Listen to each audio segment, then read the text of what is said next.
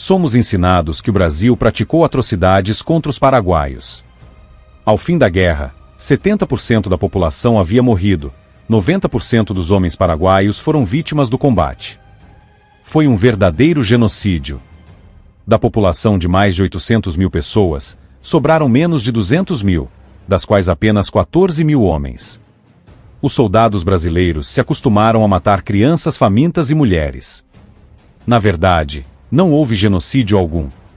Não se pode calcular a porcentagem de paraguaios mortos, porque ninguém sabe quantos paraguaios existiam antes da guerra. O censo paraguaio não era confiável. Em 1846, contou 250 mil habitantes. 11 anos depois, teria passado para 1.337.000. Um crescimento assim não aconteceu nem na explosão populacional do século XX. A historiadora americana Vera Blinheber fez, em 1988, um estudo detalhado sobre a estimativa da população paraguaia usando taxas demográficas da época para calcular a população. Segundo ela, os paraguaios não passavam de 318 mil pouco antes da guerra. E as perdas humanas durante o conflito seriam de 8,7% da população. No máximo, 18%, jogando para cima. Mesmo se o fantástico número de 70% de mortes fosse real, não daria para culpar o Brasil por essa tragédia. Calcula-se que de 1/3 a 2/3 das mortes, entre aliados e paraguaios, se deu por doenças, como cólera, varíola e diarreia, ou simplesmente por fome e frio. Se houve um responsável por essas mortes, foi o ditador paraguaio Solano Lopes, que começou a guerra e contribuiu para o seu prolongamento. Durante aqueles 5 anos, batalhas eram um evento raro. O cenário mais comum da guerra eram os acampamentos sujos, pobres e cheios de prostitutas, familiares dos soldados e até vendedores de cachaça. Havia pouca água potável e a comida consistia quase sempre em carne com farinha mofada e cheia de moscas. Em 1867, 4.000 soldados brasileiros morreram de cólera. No Paraguai, eram cerca de 50 mortes por dia em 1867. A doença pegou até mesmo Solano Lopes, que, paranoico, acusou seus médicos de o terem envenenado. No caso das famílias paraguaias, a falta de comida era o maior problema. A mobilização militar do presidente Solano Lopes foi tão forte que o país ficou sem gente para plantar alimentos e abastecer a população. Nos últimos meses de guerra, mulheres e crianças famintas em farrapos abordavam os soldados aliados.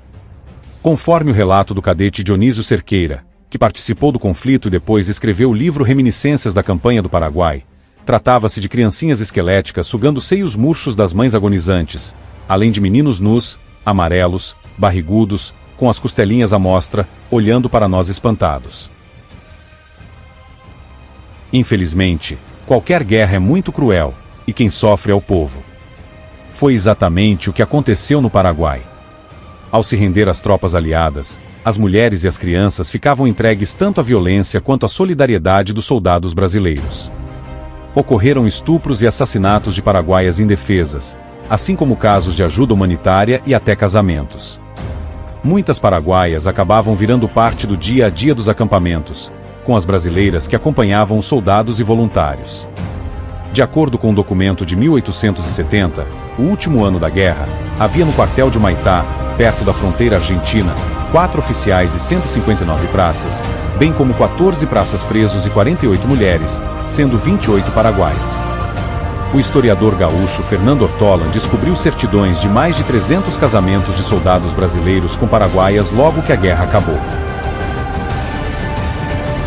No mundo, sempre o perdedor de qualquer guerra teve que pagar indenizações. Foi assim no fim da Guerra Franco-Prussiana, em 1871. A França, derrotada, teve que pagar 5 bilhões de francos à Prússia, cujas tropas permaneceram em terras francesas até 1873, quando a conta foi paga. 5 décadas depois, foi a vez de a Alemanha pagar 132 bilhões de marcos aos seus vizinhos. Nenhum país perdoou a dívida e mesmo assim ninguém culpa a França ou a Inglaterra por terem cometido um genocídio europeu. Já o Brasil, que gastou na guerra 614 mil contos de réis, o equivalente a 11 anos de orçamento federal, usou como base de cálculo para a indenização o valor de 460 mil contos. nenhuma parte desse dinheiro foi paga. A dívida acabou oficialmente perdoada na década de 1930, pelo ditador Getúlio Vargas. O Brasil, na verdade, ainda foi bom com o Paraguai perdoando a dívida. Infelizmente, qualquer guerra é muito cruel, e na Guerra do Paraguai não foi muito diferente, com o país sofrendo devido a uma família sanguinária e vaidosa. A tentativa do Paraguai de conseguir acesso ao mar poderia ter sido de um jeito mais diplomático. Se Solano tivesse se rendido no início da guerra, nenhum civil paraguaio teria que morrer. Infelizmente, o único jeito de acabar a guerra era com a captura do ditador paraguaio, que ficou vários anos se escondendo atrás de seu povo, deixando homens, mulheres e crianças inocentes serem massacrados.